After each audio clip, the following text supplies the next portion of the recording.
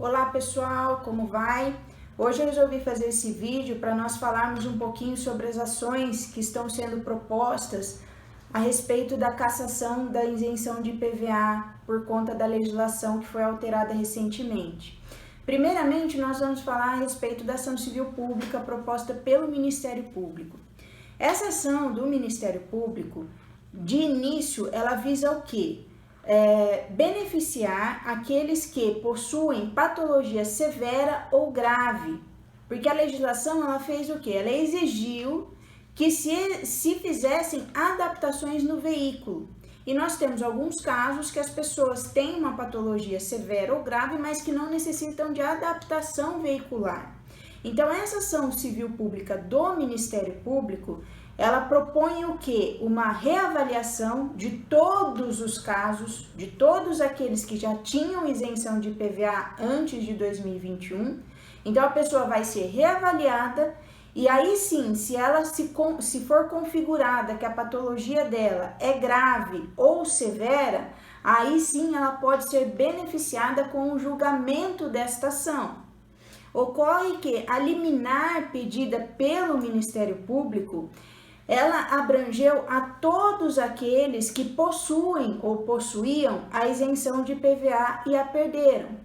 Então, se você, ainda que tenha uma patologia leve ou de médio porte, você foi beneficiado com esta liminar, porque a liminar, ela suspendeu todas as cobranças de IPVA 2021 daqueles que perderam esse benefício com o advento da nova lei. Então, você, hoje, a liminar, ela abrange você que já tinha a isenção de IPVA e acabou perdendo.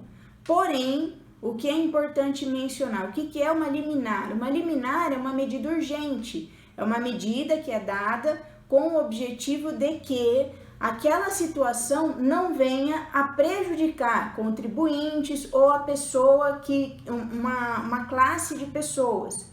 O que acontece? Ela não é definitiva, como muitas pessoas estão falando por aí, que agora, deu a liminar, eu não preciso pagar IPVA. Não é isso. A cobrança está suspensa. Porém, caso eventualmente, ao final do julgamento da ação civil pública, nós tenhamos um julgamento de improcedência, ou seja, o Ministério Público perca esta ação, aquelas pessoas que não pagaram o IPVA 2021 vão ser obrigadas a pagá-lo com juros e multa. E a multa é de 0,33% ao dia e juros de 1% ao mês. Então, se você está na expectativa dessa liminar, de ser beneficiado, tome cuidado, porque se você não se enquadra na condição de deficiência grave ou severa, provavelmente no julgamento da ação civil pública você não irá ser beneficiado com esta sentença, porque o pedido do Ministério Público foi específico para deficiências graves ou severas, ok? Então esse é um primeiro ponto. A liminar foi deferida? Foi deferida. Suspendeu a cobrança de IPVA? Suspendeu a cobrança de IPVA. Porém, nós temos essa situação que eu expliquei. É um risco que cada contribuinte vai optar por correr ou não. Outra ação que o pessoal tem comentado bastante diz respeito à ação que foi proposta pela Defensoria Pública do Estado de São Paulo.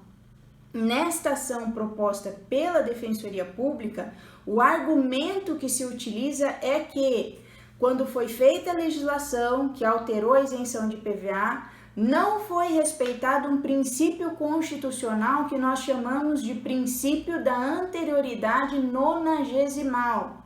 O que significa isso?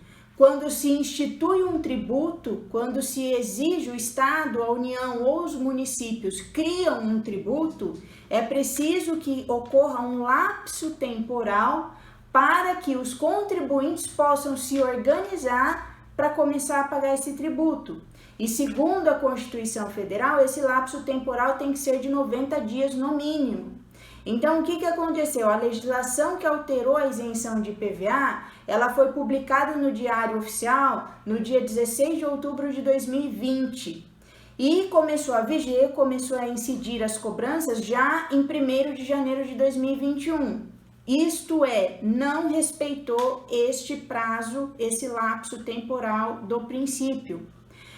Nesse aspecto da ação da Defensoria Pública, o que acontece? Ela está objetivando apenas que o IPVA de 2021 permaneça isento por conta do ferimento a este princípio.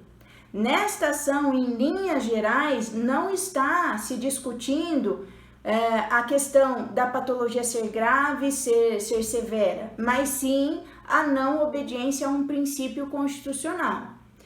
Então, essas são algumas informações que é importante você, contribuinte e pessoa portadora de deficiência física, ter em mente e estar ambientalizado com essas atualizações que estão acontecendo nos processos. Tomem cuidado, não é porque existe uma liminar suspendendo a cobrança que você eventualmente não venha a ser obrigado a pagar esse IPVA. Então, procure as informações adequadas e tome a melhor decisão para o seu caso.